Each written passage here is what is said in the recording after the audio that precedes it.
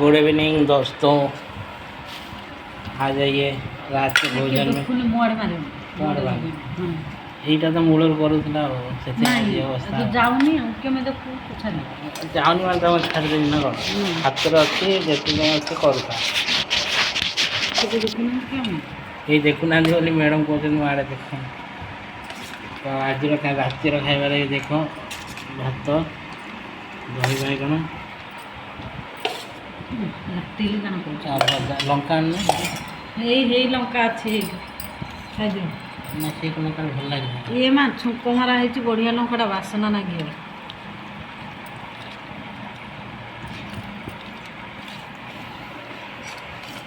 ଆସ ଗାଇସ୍ ଆସିଯା ରାତିରେ ଭୋଜନରେ ଦେଖନ୍ତୁ। ଆଜି ରୁଟି ହେଲାନି ଭାତ।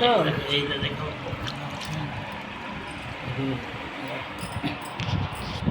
ତତେ ଦେଖେନି ଏଇଠି ମୁଁ ଆଉ ଆସ ଯିଏ ଆସିବା କଥା ଆସ ଆଉ ଖାଇବା ସମସ୍ତେ ମିଶିକି।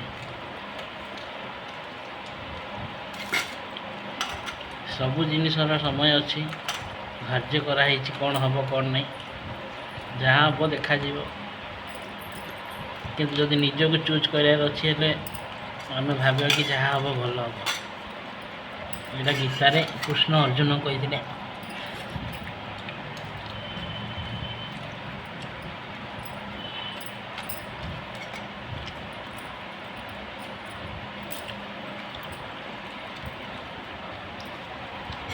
କୃଷ୍ଣ ବି ମରିଥିଲେ ଜାଣିଛ, ତାଙ୍କୁ ବି ଜଳା ହେଇଥିଲା। ତାଙ୍କୁ 5 ପାଣ୍ଡବ ମାନେ ଜଳାଇଥିଲେ। ମରିଲା ପରେ କୃଷ୍ଣ ମରିନାହାନ୍ତି ନା କ'ଣ? ଜନ୍ମ ହେଲେ ଜଗନ୍ନାଥ ହେଲେ ବା ତାଙ୍କ ଯେଉଁ ଛାତିଟା ଜଳିଲାନି। ଜଗନ୍ନାଥ ହେଇଗଲେ ଯେଉଁ ସମୁଦ୍ରରେ ଭାସିଲେ ରାଜାକୁ ଇଏ ହେଲେ ନା, ତାପରେ ଇଏ ହେଲେ ଇଏ ହେଇ କାହ୍ନା ହେଲେ।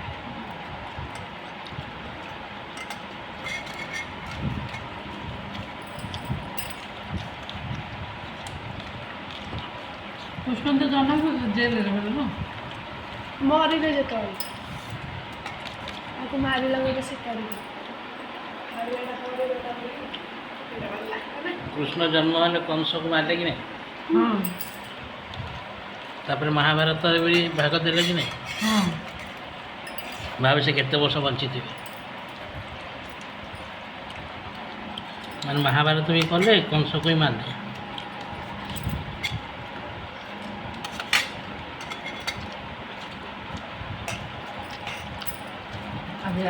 ଆଗକୁ ଭେଟ ଦିଆଗଲା, ଆଗ ଲାଗିଲାନି ପଇସାରେ ମାନେ ସବୁ ଖାଲି ହେଇଗଲାଣି। ଆରେ ଭାତ ଭଜାଟା ଭଜାଟା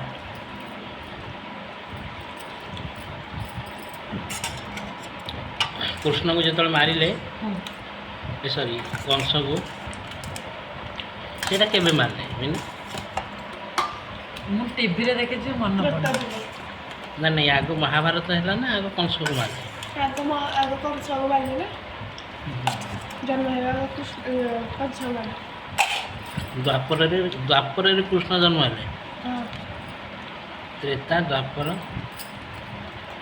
ନାଇଁ, ସତ୍ୟଯୁଗ ତ୍ରେତା ଦ୍ୱାପର। ମହାଭାରତ ଦ୍ୱାପର ଯୁଗରେ ହେଇଥିଲା।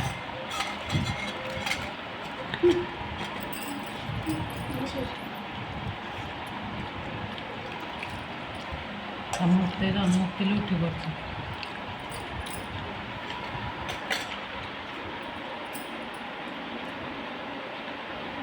ଜନ୍ମରେ ସେ କଂସକୁ ମାରିଲେ, ତାପରେ ମଥୁରା ଛାଡ଼ିକି ଆଇଲେ ନା, ତାପରେ ପାଣ୍ଡବମାନଙ୍କ ସାଙ୍ଗେ ରହିଲେ ନା।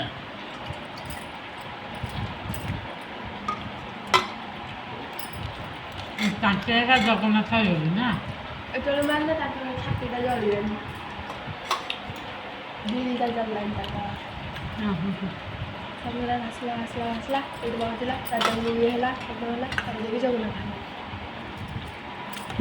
କେତେ ଇଏ ବନେଇଛନ୍ତି ନା ବାବା। ତାହେଲେ ଆଙ୍କେ କୃଷ୍ଣ ଜଗନ୍ନାଥ ସବୁ ଅଛନ୍ତି। କୃଷ୍ଣ ଜଗନ୍ନାଥ ବିଷ୍ଣୁ ରାମ ଆଙ୍କେ ସବୁ ଅଛନ୍ତି ନା।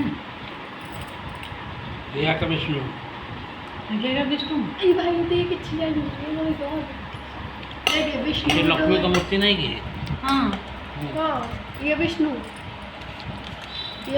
ये राम ये कृष्ण ये हिंदू जगन्नाथ स्त्री लक्ष्मी बड़ा लक्ष्मी का स्त्री बोल विष्णु प्रकृत स्त्री का ହଁ ବିଷ୍ଣୁଙ୍କର विष्णु का ହଁ बोला कि नहीं ये का विष्णु ତାଙ୍କ ଅବତାର छोड़े ଜଗନ୍ନାଥ ସାକ୍ଷାତ ବିଷ୍ଣୁ ସାକ୍ଷାତ ବିଷ୍ଣୁ ଯେତେବେଳେ କୃଷ୍ଣ ମରିଗଲେ ତାଙ୍କୁ ପଞ୍ଚପାଣ୍ଡବ ମାନେ ଜାଳିଦେଲେ ଜାଳିଦେଲେ ସବୁ ଦେହ ଫେହ ଜଳିଗଲା କୃଷ୍ଣଙ୍କର କିନ୍ତୁ ହୃଦୟଟା जल लगना ସେଇଟା ପୁରା ଚିକ୍ ଚିକ୍ ମାରୁଥିଲା ମାନେ ସେଇଟା ଏତେ ତେଜ ତାର ଥିଲା ଯେ ସେ ତାକୁ ଜଳିଦେଲେ ତାକୁ କ'ଣ କଲେ ମାନେ ପାଣ୍ଡବମାନେ ଗୋଟେ କାଠ ଉପରେ ରଖିକି ବାନ୍ଧିକି ତାକୁ ନଦୀରେ ଛାଡ଼ିଦେଲେ ସମୁଦ୍ରରେ ସେଇଟା ଭାସି ଭାସି ଆସିକି ପୁରୀ ତଟରେ ଲାଗିଲା ପୁରୀ ତଟରେ ଲାଗିଲାକୁ ସେଇ ସମୟରେ କେଉଁ ଗୋଟେ ଜାତି ଥିଲେ ଆଦିବାସୀ ଜାତି ସେମାନେ ସେଇ ସମୟ ଶାସନ କରୁଥିଲେ आदिवासी ଆଦିବାସୀ ଲୋକ मैंने कंध କନ୍ଧ ତାପରେ ସାନ୍ତାଳ ଜାତି ସେ କନ୍ଧ ଆଉ କନ୍ଧ ଚଣ୍ଡାଳ କହନ୍ତିନି ସାନ୍ତାଳ ସାନ୍ତାଳରେ କନ୍ଧ ତାପରେ ସେମାନେ ନେଇକି ତାଙ୍କର ଯିଏ ଥିଲା ଯିଏ କବିଲାର ଯିଏ ରାଜା ଥିଲା ତାଙ୍କୁ ନେଇକି ଗୋଟେ ଜାଗା ନିଜର ଜାଗା ରଖିକି ତାଙ୍କୁ ପୂଜା କଲେ ମାନେ ଏତେ ତେଜ ଥିଲା ଯେ ଭାବିଲେ କି ଆମେ ଭଗବାନଙ୍କ ଅଂଶ ତାଙ୍କୁ ରଖିକି ପୂଜା କରିଦେଲେ ତ ସେଇ ସମୟରେ ଇନ୍ଦ୍ରଦ୍ୟୁମ୍ନ ରାଜା ଥିଲେ ପୁରୀର ସେ ବିଷ୍ଣୁଙ୍କ ବହୁତ ବଡ଼ ଭକ୍ତ ଥିଲେ ଇନ୍ଦ୍ରଦ୍ୟୁମ୍ନ ପୁରୀ ରାଜା ଥିଲେ ତାଙ୍କୁ ସ୍ୱପ୍ନ ହେଲା କି ଯାଅ ଏଇ ଜାଗାରେ ମୋ ହୃଦୟଟା ଅଛି ତାକୁ ନେଇକି ଆସିକି ଏଠି ମୂର୍ତ୍ତି ହିସାବରେ ବନାଅ ମୂର୍ତ୍ତିର ଆକାର ଦେଇକି ବନାଅ ସେମାନେ ଖୋଜି ଗଲା ଆସିକି ତାଙ୍କ ପାଖେ ଯାଇ ଗଲେ ଆଉ ସେଇଠୁ ଧରିକି ଆସିଲେ ତାଙ୍କ ହୃଦୟଟାକୁ ତାପରେ କୁହାହେଲା କି ସମୁଦ୍ର ଯୋଉମାନେ ପୂଜା କରୁଥିଲେ ଜଣେ ପୂଜା କରୁଥିଲେ ଆଦିବାସୀ ମାନେ ସେଇଠୁ ଯୋଉ ଆଣିଲେ ହୃଦୟ ମାନେ ବୁଝୁଛୁ କି ନାହିଁ କ'ଣ କଲିଜା ହଁ ତ ତ ସେ ନେଇକି ଗଲେ ତାପରେ ତାଙ୍କ ପୂଜା କେମିତି ହେବ ମୂର୍ତ୍ତି କେମିତି ବନିବ ତ ଏ ଏରିଆର ସବୁ କାରିଗର ଆଖପାଖ ସବୁଆଡ଼ୁ କାରିଗର ଗଲେ କେହି ବନେଇ ପାରିଲେ ଜଗନ୍ନାଥଙ୍କୁ ତାଙ୍କୁ ସ୍ୱପ୍ନ ହେଇଥିଲା ସେ ବିଷ୍ଣୁ କହିଲେ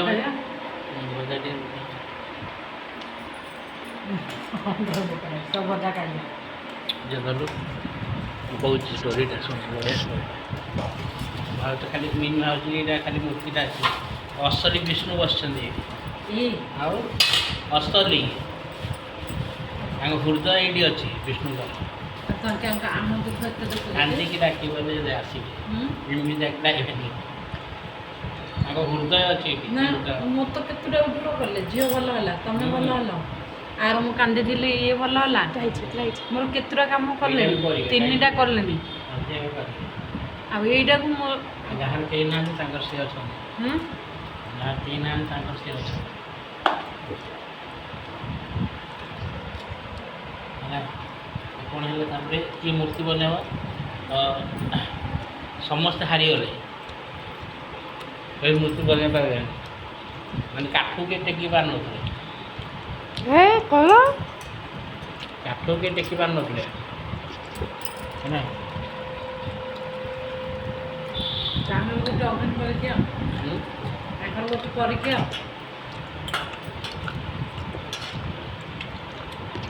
ତାପରେ ଲାଷ୍ଟରେ ପୁଣି ସ୍ୱପ୍ନ ହେବେ ବିଷ୍ଣୁ କହିଲେ କି କାମଟା ବିଶ୍ୱକର୍ମା କରିବେ ଖାଇଲୁନି ଖାଇବା ଟାଇମ୍ରେ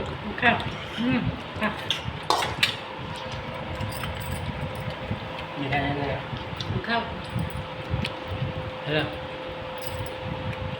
କହିବେ ବିଶ୍ୱକର୍ମା କରିବେ ବିଶ୍ୱକର୍ମା କାହା ପୁଅ ବ୍ରହ୍ମାଙ୍କର ହଁ ତ ତାଙ୍କ ପାଖକୁ ଯିବେ କେମିତି ମୂର୍ତ୍ତି ବନା ହେଇଯାଇଛି ମାନେ ମନ୍ଦିର ବନା ହେଇଯାଇଛି ହେଲା ମୂର୍ତ୍ତି ନାହିଁ ମୂର୍ତ୍ତି ପାଇଁ ଲୋକ ମିଳୁନାହାନ୍ତି ମନ୍ଦିର ବନା ହେଇଯାଇଛି, କାଠ ଫାଠ ଆସିଗଲାଣି, କି କାଠ ଉଠେଇ ପାରୁନାହାନ୍ତି। ଆଉ ଯେଉଁ କାଠରେ ହୃଦୟଟା ଅଛି ସେ ହୃଦୟ ସେ କାଠଟା କେହି ଉଠେଇ ପାରୁନାହାନ୍ତି। ନା ସେଇଠି ମାନେ ମାଲା ସେ ହାତଟି ଭିତରକୁ ଯାଉ ଆକାର ଦେବେ ନା ବିଷ୍ଣୁଙ୍କ ଜଗନ୍ନାଥ। ତାପରେ ଲାଷ୍ଟ ବିଶ୍ୱକର୍ମାକୁ କୁହାଗଲା। ତ ଇନ୍ଦ୍ରଦ୍ୟୁମ୍ନ ଏଇ ହାତଟା ମାରିଲେ ତାଙ୍କୁ କାଟୁନି କାଠରେ କାଠ ଦେବଦାରୁ କାଠ ଭାସି ଭାସି ଆସିଲା ହେଲା, ହେଲେ ଏଇଥିରେ ବନିବ ଜଗନ୍ନାଥଙ୍କ ମୂର୍ତ୍ତି। ସେ ଜଗନ୍ନାଥ ସାକ୍ଷୀ ଆଉ କେହି ମାରି ପାରୁନାହାନ୍ତି। ମାନେ ଛେନି ମାରିଲା ଆସିକି ଛେକିଡ଼ି ଯାଉଛି, ସେ ଛାକିଡ଼ି ଯାଉଛି। ଇନ୍ଦ୍ରଦ୍ୟୁମ୍ନ ହଇରାଣ କ'ଣ କରିବେ? ମନ୍ଦିର ବନେଇ ଦେଇଛନ୍ତି, ବନେଇବାକୁ ବାଧ୍ୟ। ସେ ଗଲେ ବ୍ରହ୍ମଲୋକ, ତାଙ୍କୁ ବ୍ରହ୍ମଲୋକକୁ କିଏ ନେଇଗଲା? ନାରଦ ପରମିସନ୍ ନେବା ପାଇଁ କି ବିଶ୍ୱକର୍ମାଙ୍କୁ ପଠାଅ ମୂର୍ତ୍ତିଟା ବନେଇବେ ହେଲା। ଏମିତି ପଳେଇ ଆସିବେ କି ବିଶ୍ୱକର୍ମା? ତ ସେ ବ୍ରହ୍ମଲୋକର ଗୋଟେ ଦିନ ହେଲା ଆମ ପୃଥିବୀର 4 ଯୁଗ ସମାନ। ମାନେ ବ୍ରହ୍ମଲୋକରେ ଗୋଟେ ଦିନ ଯଦି ଗଲା ମାନେ ଏଇଠି ଆମ ପୃଥିବୀରେ 4 ଯୁଗ ପଳେଇବ। ସତ୍ୟଯୁଗ, ଦ୍ୱାପର, କଳିଯୁଗ ସବୁ ସରିଯାଇଥିବ। ତାଙ୍କୁ ପହଞ୍ଚି ଆସିକି ଲାଗିଲା 10 ଦିନ, ଆସିକି ଲାଗିଲା 10 ଦିନ, 20 ଦିନ। ବ୍ରହ୍ମଲୋକ ଅନୁସାରେ 20 ଦିନ ଇନ୍ଦ୍ରଦ୍ୟୁମ୍ନ ଯାଇଛନ୍ତି। ମାନେ ମୁଁ ଟୋକା ହେଇକି ଯାଇଛି, ଟୋକା ହେଇକି ଆଇଲି 20 ଦିନ। କିନ୍ତୁ ସେ ଯେତେବେଳେ ଫେରିଛନ୍ତି ପୁରୀକୁ 4 4 8 4 12 16 20 ଯୁଗ ସରିଯାଇଛି। ମାନେ ତାଙ୍କର ଯିଏ ଥିଲେ ବାପା ମା ମରିକି ଯୁଗ ଯୁଗ ସରିଯାଇଥିଲା। ସେଠି ଆଉ ଜଣେ ରାଜା ରାଜତ୍ୱ କରିଥିଲେ। ଇଏ ଯେତେବେଳେ ଇନ୍ଦ୍ରଦ୍ୟୁମ୍ନ ପହଞ୍ଚିଲେ ନିଜ ପରିଚୟ ଦେବାକୁ ଭାବିବେ ନା କି କିଏ। ଆଗ କାଳରେ ଲୋକମାନେ ବଞ୍ଚୁଥିଲେ, ଯେଉଁମାନେ ସତ ଲୋକଟା ଥିଲେ ନା ଢେର ଦିନ ବଞ୍ଚୁଥିଲେ। ତାପରେ କ'ଣ ହେଲା? ତାପରେ ଜଣେ ଖାଲି କହିଲା କି ମୁଁ ଚିହ୍ନିଛି ଆଙ୍କୁ। ସେ ଇନ୍ଦ୍ରଦ୍ୟୁମ୍ନ କହିଲେ ମୁଁ ଏଇଠାର ରାଜା ଥିଲି, ଯେତେବେଳେ ଏ ମନ୍ଦିର ମୁଁ ବନେଇଛି ହେଲା। ଇଏ କହିଲେ ପ୍ରମାଣ କ'ଣ? ସେ ତା ଭିତରୁ ଜଣେ ପୁରୁଣା ବୁଢ଼ାଟେ ଗୋଟେ ଥିଲା, ସେ କହିଲା ହଁ ଏଇ ଜାଗାରେ ମୋର ବାପା ଦାଦାମାନେ ଏମିତି କାହାଣୀ କହୁଥିଲେ, ଇନ୍ଦ୍ରଦ୍ୟୁମ୍ନ ଗୋଟେ ରାଜା ଥିଲେ, ଆଉ ସିଏ ଏଇ ମନ୍ଦିରଟାକୁ ବନେଇଛନ୍ତି। ତାପରେ ଆମକୁ ପୁଣି ଥରେ ରାଜା କରାହେଲା ହେଲା। ମାନେ ବ୍ରହ୍ମଲୋକର ଗୋଟେ ଦିନ ଏଠି 4 ଯୁଗ ପଳେଇଥିଲା, ଫେରିଲା ଆସିକି ଏଠି ମାନେ କେତେ ଯୁଗ ପଳେଇଥିଲା। ତାପରେ କ'ଣ ହେଲା? ତାପରେ ଇଏ ଆଇଲେ କ'ଣ ତାଙ୍କ ନା ବିଶ୍ୱକର୍ମା ହେଲା। ବିଶ୍ୱକର୍ମା ଆସିଲେ, ମାନେ ବିଶ୍ୱକର୍ମା ଆସିଲେ ବୁଢ଼ା ହେଇକି ଆଇଲେ ହେଲା। କହିଲେ ମୁଁ ବନେଇବି ହେଲା। ବିଶ୍ୱକର୍ମା ମାନେ ବାଢ଼େଇ ବଢ଼େଇ ନା ବିଶ୍ୱକର୍ମା ଠାକୁର ଆମର ନାଁ ଦେଇଗଲ ବିଶ୍ୱକର୍ମା। ଏ ଯୋଉ ବିଶ୍ୱକର୍ମାଙ୍କୁ ପୂଜା ହଉନି? ସତରେ କନ୍ଧଟା ବିଶ୍ୱକର୍ମା ଇଏ ଭାଇ ଭଗବାନ କ'ଣ କରିବ? କାମ କହିବୁନୁ ଏସଣା ଏମିତି ମାଗେ ନେଇକି ମଜା ବିଷ ଖାଇକି। ଭାଇ ବିଶ୍ୱକର୍ମା କୋଉଟା ଯେ? ଭାଇ ବିଶ୍ୱକର୍ମା ଚିହ୍ନିନି ମା ବ୍ରହ୍ମାଙ୍କ ପୁଅ। ବିଶ୍ୱକର୍ମାଙ୍କ ପୂଜା ହୁଏନି? ଏ ଯୋଉ ଗାଡି ମଟର ଯୋଉ ଦିନ ପୂଜା ହୁଏ। ହଁ ହଁ ହଁ ନା ମନ ନାହିଁ। ଏ ବି 17 ତାରିଖ ଅଛି ବିଶ୍ୱକର୍ମା ପୂଜା। ହଁ ହେ ବିଶ୍ୱକର୍ମା ପୂଜା କହୁଛନ୍ତି। ବିଶ୍ୱକର୍ମା ପୂଜା ହଉଛି କ'ଣଟା ସେଇଟା? ମୋ ମୁଣ୍ଡ କିଏ ହଉଛି ଖାଲି ବିଶ୍ୱକର୍ମା। ବାବା ତମେ କୁହ ତୁ ଇଏ ବିଶ୍ୱକର୍ମା ଠାକୁର ବି ଜାଣିନି। ବାବା ତମେ କୁହ ବାବା କୁହ। କ'ଣ କହିବି? ତାଙ୍କେ ବି ଠାକୁର ଗୋଟେ ନା। ବାବା ତାପରେ ତୁ ତ ଜାଣିଛୁ, ସେ ଜାଣିନି କିଛି। ମୁଁ ଏଇଟା କେବେ ପଚାରିବାର କାରଣ ଯେ ତମେ ମତେ ଗୋଟେ ଥର କହୁଥିଲ ବଢ଼େଇରି ପୁଅ ମରିଗଲା ସମୁଦ୍ରରେ। ଏ ବଢେଇର ଭଗବାନ। ବିଶ୍ୱକର୍ମା ଜଣେ ଠାକୁର, ତାଙ୍କର ପୂଜା ହୁଏ। ତାଙ୍କର ସବୁ ଯେତେ ସବୁ ଯାନ୍ତ୍ରିକ ଜିନିଷ ଗୁଡ଼ାରେ ତାଙ୍କ ପୂଜା ହୁଏ। ତମେ ମତେ କହୁଥିଲ ଜଗନ୍ନାଥ ମୂର୍ତ୍ତି କାମ କଲା ଆଡ଼କୁ ବଢ଼େଇରେ ପୁଅଟା ଆଇଲା କହିଲା ସେଇଟା ବଢ଼େଇର ପୁଅ ନୁହଁ, ସେ ବ୍ରହ୍ମାଙ୍କ ପୁଅ। ବିଶ୍ୱକର୍ମା ସିଏ ଗୋଟେ ବୁଢ଼ା ବେଶରେ ଆଇଲେ। ଓ ସେ ବ୍ରହ୍ମାଙ୍କ ପୁଅ। ହଁ ସେ ବୁଢ଼ା ବେଶରେ ଆଇଲେ, ଏ ଚିହ୍ନି ପାରିବେନି ବୋଲି କହିଲେ ମତେ ଏଇ ଭିତରେ ମତେ ସେଇଟା ମୁଁ କହୁଛି ନା। ମୁଁ ହେଇଛି କହୁଛି ବିଶ୍ୱକର୍ମା କି ସିଏ ତ କହିଲେ ମୁଁ ଏଇ ମୋ ଫାଟକ ଭିତରେ ପଶିବି 10 ଦିନ ମତେ କେହି ଡିଷ୍ଟର୍ବ କରିବେନି। ସେଇଟା କହୁଥିଲା ବୋଲି ମୁଁ ସେଇଟା ମନେ ତା ମୂଳରେ କେତେ ଦିନ ଢକ୍ ଢକ୍ ଢକ୍ ଢକ୍ ବାଜିଲା, ତାପରେ ବନ୍ଦ ହେଇଗଲା। ହେଲେ ରାଣୀ ଯେ ଥିଲେ, ସେ କବାଟ ଖୋଲିଦେଲେ। ରାଣୀ ଯେ ଥିଲେ ସେ ଭାବିଲେ କିଏ ମରିଗଲା ବୋଧେ ବୁଢ଼ାଟା। ଏ ବାବା ରହ, ଏଇ ଯୋଉ ତାଙ୍କର ତ ହୃଦୟଟା ଥିଲା, ତାଙ୍କ ହୃଦୟଟା କେମିତି ପଶେଇଲେ ସେ ମୂର୍ତ୍ତିରେ? କାଠ କାଠରେ ମାନେ ମଝିରେ ଏମିତି ଫାଙ୍କ କରିছে ତା ଭିତରେ ପଶେଇ ପୁଣି ତାକୁ ଗୋଡ଼ା ହେଇଯିବ। ଏମାନେ ଘିଅ ଥିବ ତ ସତରେ ପଶା ହେଇଯାଇଛି ତାଙ୍କ ଦେହଟାକୁ ସତରେ ହୃଦୟ ଅଛି ଏଠି। ମନ୍ଦିରରେ ପୁରୀରେ ନାୟକ ଦେହରେ ହୃଦୟ ଅଛି। ଆଙ୍କ କୃଷ୍ଣଙ୍କ ହୃଦୟ ହଁ କୃଷ୍ଣଙ୍କର ସେଟା ହୃଦୟଟା ହଁ ଅଛି ଏଠି। ଜଗନ୍ନାଥ ମନ୍ଦିରରେ ଯୋଉ ବଡ଼ ମୂର୍ତ୍ତି ଯାକ ଅଛି ତାଙ୍କ ଟିକେ ସେ ଭିତରେ ବସା ହେଇଯାଇଛି ନା। ତାଙ୍କ ଜଗନ୍ନାଥଙ୍କ ହୃଦୟ ଭିତରେ ଅଛି ମାନେ ଏମିତି ଭାଙ୍କ ମାନେ ଯେତେବେଳେ ବନା ହେଇଛି ତା ଭିତରେ ହୃଦୟକୁ ସବୁବେଳେ ଚେଞ୍ଜ କରାହୁଏ ଜାଣିନୁ କି? ସତରେ ହୃଦୟ ଅଛି ଏପର୍ଯ୍ୟନ୍ତ। ଆଉ ତୁ କ'ଣ ଭାବୁଛୁ ଜଗନ୍ନାଥଙ୍କୁ? କ'ଣ ମଜାକ ଭାବୁଛୁ ଆଙ୍କୁ? ନହେଲେ ତ ଆମ ମୁଁ ହେଲେ ଭାବୁଛି କେତେଟା କାମ ଦଉନ ଆମର ଚର୍ଚ୍ଚା ହଉଛି। ତୁ ଆଜି ପର୍ଯ୍ୟନ୍ତ ଜାଣିନଥିଲୁ କୃଷ୍ଣଙ୍କର ହୃଦୟ ଅଛି ଏଠି। ମାନେ ତାଙ୍କର ଯୋଉ ମୂର୍ତ୍ତିଟା ଅଛି ସେ ଭିତରେ ତାଙ୍କର ହୃଦୟଟା ଅଛି ନା? ହଁ ଆଉ ସେ ପୁରୀରେ କେଡ଼େ ବଡ଼ ମୂର୍ତ୍ତି ଆଉ ସେଇଟା ପ୍ରତି 4 ବର୍ଷରେ ତାଙ୍କ ମୂର୍ତ୍ତି ଚେଞ୍ଜ ହୁଏ ଜାଣିଛୁ ନା ଜାଣିନୁ? ଏଇଟା ସେଟା କେମିତି କର? ହୃଦୟ ଚେଞ୍ଜ ହୁଏ ସେଟା ଚେଞ୍ଜ ହେଇକି ପ୍ରତି 4 ବର୍ଷ ନା? ହଁ ପ୍ରତି 4 ବର୍ଷରେ ଥରେ ତାଙ୍କ ହୃଦୟ ଆଉ ଏଇଟା ପ୍ରଥମ ଯେଉଁ ମୂର୍ତ୍ତିଟା ହେଇଥିଲା ଯେଉଁ କାଠରେ ହେଇଥିଲା ସେଇ କାଠ ନାହିଁ। ପ୍ରତି 4 ବର୍ଷରେ ଥରେ ଦେବଦାରୁ ଭାସିକି ଆସନ୍ତି। ଇଏ ମା ଜାଣିନୁ କି? ଏଇଟା ଦେବଦାରୁ ଭାସିକି ଆସେ ସେଥିରେ ପୁଣି ଜଗନ୍ନାଥଙ୍କ ମୂର୍ତ୍ତି ତିଆରି ହୁଏ। ସେ ତ ଏବେ ବନେଇ ଦେଉଛନ୍ତି ସବୁ। ସେଇ ସମୟରେ ସିଏ ବିଶ୍ୱକର୍ମା ଗଢ଼ିକି ପଳେଇଥିଲେ। ଏବେ ସବୁ ମୂର୍ତ୍ତି ପୁଣି ବନା ହେଉଛି ଯେଉଁ ଆଙ୍କ ମୂର୍ତ୍ତି ଗୁଡ଼ା ଅଛି। ଖାଲି ହୃଦୟଟା ଚେଞ୍ଜ ହେଉଛି ଏଇ ମୂର୍ତ୍ତିରୁ ସେଇ ମୂର୍ତ୍ତି ଯେଉଁଦିନ ହୃଦୟ ଚେଞ୍ଜ ହୁଏ ସେଦିନ ସନ୍ଧ୍ୟାବେଳେ ହୁଏ ମାନେ 3-4 ଘଣ୍ଟାର ଏଇଟା କାର୍ଯ୍ୟକ୍ରମଟା। ସେଇ ସମୟରେ ସେଇଦିନ ପୁରା ପୁରୀ ଯାକ 4 ଘଣ୍ଟା ପୁରା ଅନ୍ଧାର। ହଁ 4 ଘଣ୍ଟା ପୁରା ଅନ୍ଧାର କରାହୁଏ। କେହି ଦେଖିବେନି ତାକୁ। ଯିଏ ଆଣିବ ସେ ବି ଦେଖିବନି। ଆଉ ଯିଏ ଦେଖିବ ସେ ମରିବ। ତାର ଏତେ ତେଜ ଅଛି ମାନେ ତାକୁ ଧରିବାକୁ ମାନେ ଯିଏ ଆଣୁଛି ବଡ଼ ପଣ୍ଡା ସିଏ ଆଣିବ ହାତରେ ଧରିକି ସେ ଚେଞ୍ଜ କରିବ ଆଉ ଗୋଟେ ମୂର୍ତ୍ତି ଭିତରେ ପଶେଇବ। ମନେକର ଏଇଠି ମୂର୍ତ୍ତିଟା ବନିଲା ଏଇଠି ଜଗନ୍ନାଥଙ୍କ ଏଇଠି ଟିକେ ଏମିତି ଫାଙ୍କ କରାହେଲା। ଫାଙ୍କଟା ନା କ'ଣ ନିଦା ନାହିଁ ଜଗନ୍ନାଥ ନା ଫାଙ୍କଟା ଅଛି ନା ମାନେ ମୁଁ ଏମିତି କରି ଫାଙ୍କ ରଖା ହେଇଥାଏ ଏତିକି ମାନେ ଏଇଠୁ ହୃଦୟ ନେଇକି ଏ ଭିତରେ ପଶା ହୁଏ ପୁଣି ତାକୁ କଭର କରାହେଇଯାଏ। ସେଇଟା ଯିଏ ଉଠେଇବ ହେଲା ସେ କହିଛି କି ବହୁତ ନରମ ଲାଗେ ହୃଦୟଟା ନା ନରମ ଲାଗେ କିନ୍ତୁ ଦେଖିପାରିବେନି ମାନେ ସେଇଦିନ ଲାଇଟ୍ କଟ୍ ମାନେ 4 ଘଣ୍ଟା ପୁରା ପୁରୀ ଯାକ ଲାଇଟ୍ କାହାକୁ ଠାକୁରଙ୍କୁ ଯିଏ ଛୁଇଁବ ତାକୁ ଡର ଲାଗିବ। କି କଥା କହୁଛି ତାର କି ଭାଗ୍ୟ କହୁନୁ ସେ ଠାକୁରଙ୍କ ଗୋଟେ କଳ କପଟା ବାନ୍ଧିଥିଲେ। ଭାଇ ଦେଖେ ତତେ ସେଇ ଜାଗାକୁ ଗଲୁ ସେ ତାଙ୍କ ଗର୍ଭଗୃହ ଭିତରେ ଅଛନ୍ତି ହେଲା ସେଇଠି ଗଲେ ତାଙ୍କୁ ଏମିତି ଆଖି ତ ଡେଲି ସେଇଠି ସେ ପୂଜା କରୁଛନ୍ତି ନା ସେ ବଡ଼ ପଣ୍ଡା ଡେଲି ସେଇ ପାଖରେ ରହୁଛି। ସେ ତ ଜାଣିଛି ନା କେଉଁ ପାଖରେ କ'ଣ ଅଛି ସେ ତ ଅଣ୍ଡାଳିକି କହିଦେବ କେଉଁଠି କ'ଣ ଅଛି। ବଡ଼ ପଣ୍ଡା ସେ ସିଧା ଖୋଲିଲା ଏମିତି ନେବ ଆଉ ସେ ଭିତରେ ଏମିତି ପଶେଇବ ଆଉ ବନ୍ଦ କଲେ ତାପରେ ଲାଇଟ୍ ଆସିବ। କ'ଣ ଭାବୁଛୁ? ତାପରେ ପୁରୁଣା ଯେଉଁ ଜଗନ୍ନାଥ ବଳଭଦ୍ର ସୁଭଦ୍ରା ତାଙ୍କୁ ସମୁଦ୍ରରେ ଭସା ହେଇଯିବ। ଏତେ ଗୁଣ ଅଛି ଆମକୁ କାହିଁକି କ'ଣ ଜାଣିଥିଲା ଆମକୁ ତ ତଳ ମାଟିରେ ମିଶେଇ ଦେଇଛନ୍ତି। ମିଶେଇ ନାହାନ୍ତି ସେ ବଡ଼ ଦେବେ ତାଙ୍କର ସାହାରାରେ ଯିଏ ଥାଏ କେବେ ଯିଏ ଜଗନ୍ନାଥଙ୍କ ଶରଣରେ ଅଛି ତାଙ୍କୁ କେବେ ଦୁଃଖ ହେବନି ହେଲା କେବେ ହେବନି କିଛି ହେବନି। ମୁଁ ଧୂପ ଦେଲିନି ନା ମୋତେ 3 ଥର କେମିତି ମୋ ଛାତିଆ ମିଳୁଛି ଜଗନ୍ନାଥଙ୍କର ଧୂପ ଦେଲିନି ରାଗିକି ଆଜି ଚିଡ଼ଚିଡ଼ି ହେଇଗଲା। ତାଙ୍କ କରୁଣା ପାଇଲେ ଦୁନିଆର ସମସ୍ତେ ଠିକ୍ କିନ୍ତୁ ସେତିକି ଶ୍ରଦ୍ଧାରେ ଡାକିବାକୁ ପଡ଼ିବ ଏତିକି ଆର୍ତ୍ତନାଦ କରିବାକୁ ପଡ଼ିବ। କିନ୍ତୁ ମୁଁ 1000 ଫୁଟ କପଟ ରଖିକି ଡାକିବ କିଛି ହେବ ନା ସେଟା ଆରେ ମୁଁ ତ ମୁହଁଟା ଦେଖାଉଛି।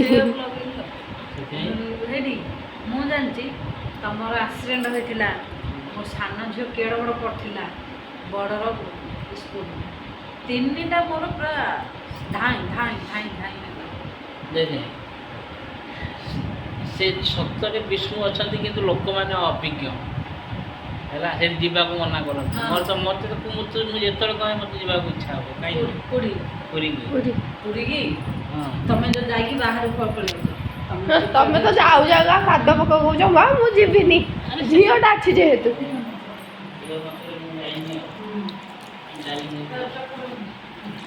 କହେ ମୁଁ ଜଗନ୍ନାଥଙ୍କୁ କହେ ଝିଅ ପାଇଁ ମୁଁ ଯାଉନି ଭିତରକୁ, ନେକ୍ସଟ ଟାଇମ୍ ଆସିଲେ ଯିବି। ମୁଁ କହେ କହେ କହେ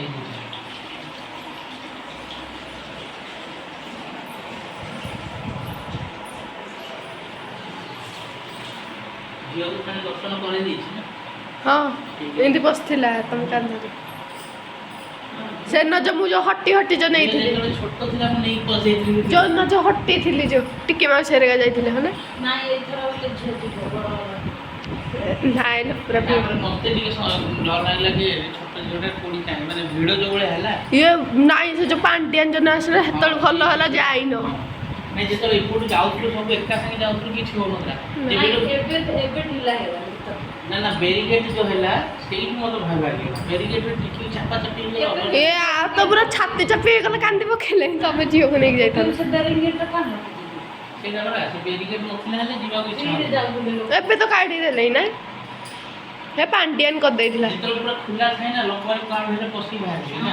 ବ୍ୟାରିକେଡ୍ ଯଦି ଫସିଗଲୁ କାଟିଦେଲେ ମାନେ କେମିତି ଡେଇଁବୁ ଲୋକ କୁଆଡ଼ୁ ବାହାରିବେ।